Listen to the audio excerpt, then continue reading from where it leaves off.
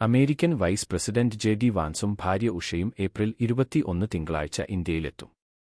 4 ദിവസത്തെ സന്ദർശന വേളയിൽ പ്രധാനമന്ത്രി നരേന്ദ്രമോദിയുമായും മുതിർന്ന ഉദ്യോഗസ്ഥരുമായും വാൻസ് ചർച്ച നടത്തും.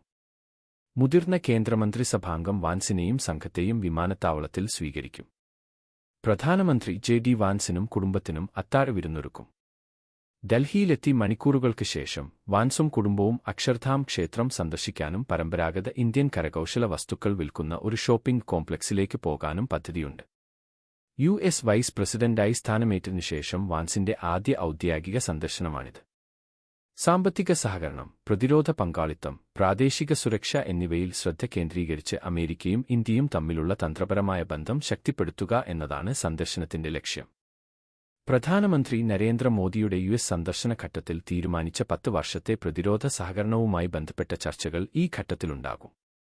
ഉഭയകക്ഷി വ്യാപാര കരാറിന്റെ അടുത്തഘട്ട ചർച്ചകൾ ജെ.ഡി. വാൻസിന്റെ സന്ദർശന വേളയിൽ ഉണ്ടാകുമെന്നാണ് കരുതപ്പെടുന്നത്. 2030 ഓടെ ഉഭയകക്ഷി വ്യാപാരം $500 ബില്യൺ ഉയർത്തുക എന്നതാണ് ദീർഘകാല ലക്ഷ്യം.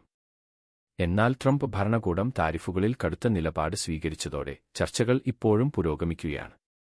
കരാറിന്റെ പ്രാരംഭ ഘട്ടത്തിനായി ചർച്ചകൾക്കുള്ള പരിഗണനാ വിഷയങ്ങൾ ഇരു രാജ്യങ്ങളും അന്തിമമാക്കിയതായും വിവരമുണ്ട്.